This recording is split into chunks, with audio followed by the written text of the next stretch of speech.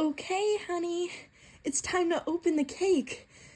And it's a girl! Honey, aren't you so excited?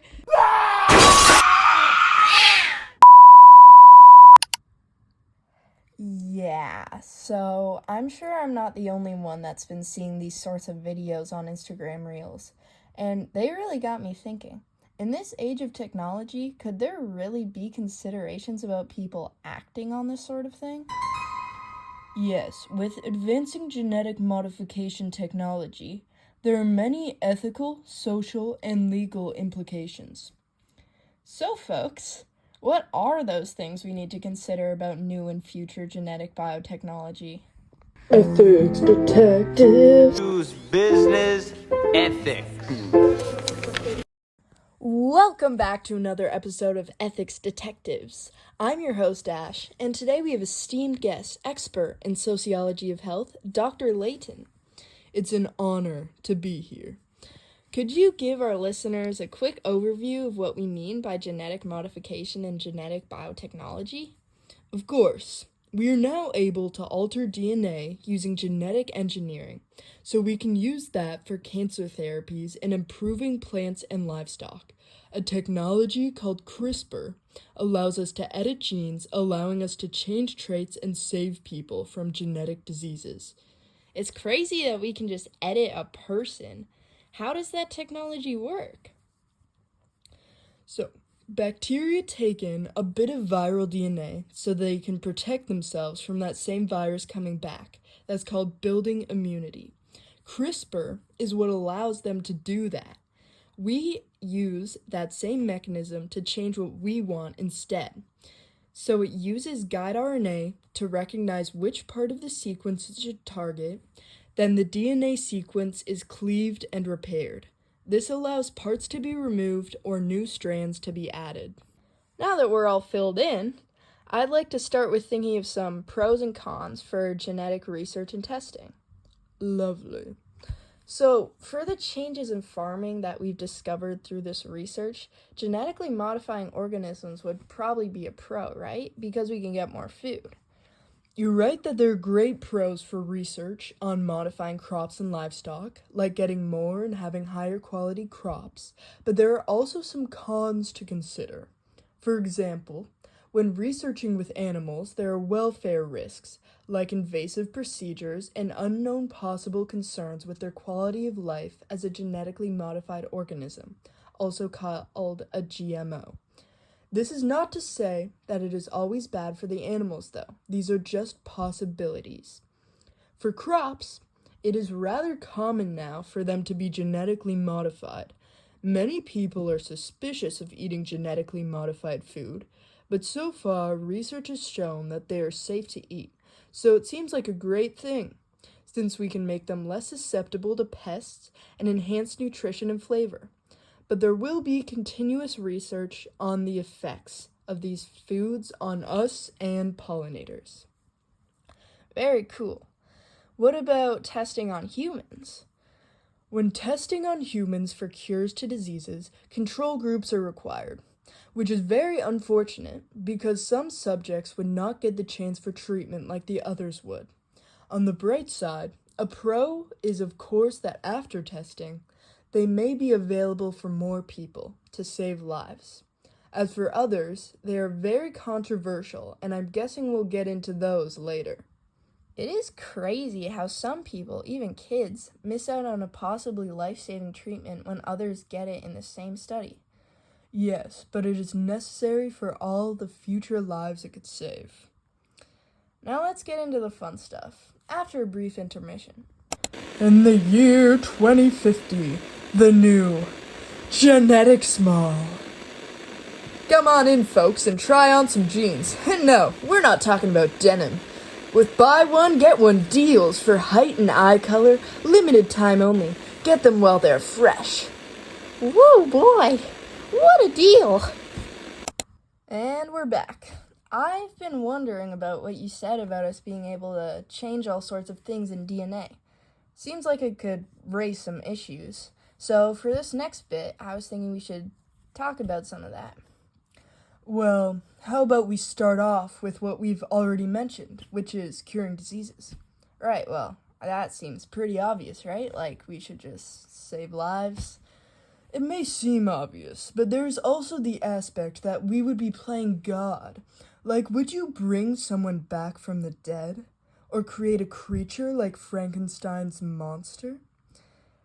That does definitely make it feel weirder, but I still personally think it's better to help people while they're still alive. How do you feel about AED devices then? You're shocking people back to life once they've died. Wait, I feel like I like those still.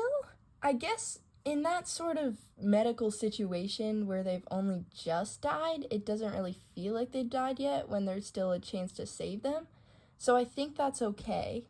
But if people do decide to go through with genetic treatment, wouldn't that be super expensive? Like, that seems pretty wrong.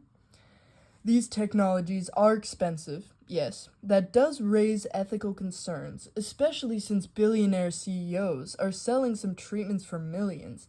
It is unclear what the future of this holds. Jeez, yeah. Feels so wrong that you could save, like, a baby's life, but someone only cares about the money. We can also change people's traits before they're born, right? So what about we present some possible scenarios? You, our listeners, are encouraged to follow along and think of your own options too.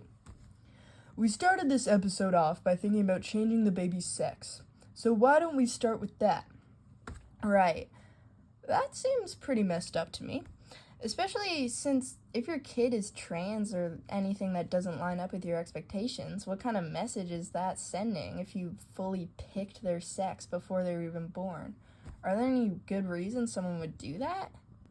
Well, it could be for cultural reasons. So, give all the power to men and reserve having women only to make more male babies? Seems messed up to me. Fair enough. What if they live in an area or know someone that would make it dangerous for their kid to be a girl? I do see that one a little more because at least they're thinking about the kid, but I still think they should be able to find a different solution. Now that you've got me thinking about equality issues, what about if someone tried to get rid of a disability that isn't life-threatening, like ADHD? Many people with ADHD feel it is a part of who they are and their personality, so I can't imagine they would be too happy at the thought of that.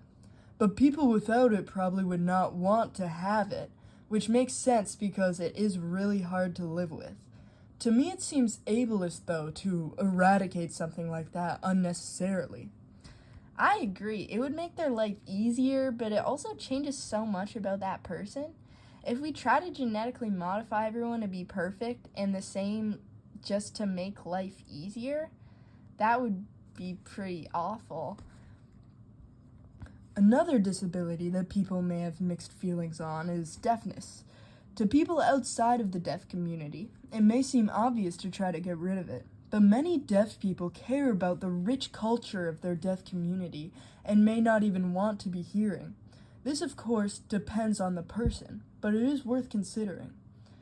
Yeah, I would never want to tell someone that they can't be themselves. At that point, you're kind of trying to pick out like a part of your kid's personality and control so much about them. I would like to bring up another situation. What if a kid needed an organ donor and the parents genetically engineered a baby to have the correct blood type to give to their sibling? Whoa, that's crazy. That feels super wrong, right? I feel like you should want your kid for who they are and not just their actual organs. I guess maybe I could see having them and letting them make the decision, but they would be so young. You don't know how, when they would make that decision. And finding out from your parents that your existence is only to use your body is probably pretty traumatizing. And I would say that makes it not okay. Would you say this should be illegal then? Oh, yeah. There are a lot of things there will potentially have to be new laws for. There are a lot of legal implications that come with new technology, like in that organ donor situation, whether parents can do that or not, and if they do, when kids can consent to it. I bet there would have to be laws for testing and research too, like how we talked about control groups earlier. Yes, and also not even just for doing it to others. There are people that call themselves biohackers that try to genetically modify themselves. What? They can do that? They can try, yes. People get these kits that let them alter their own DNA. Some think it's important so that everyone can understand science and not keep everything to just some rich people.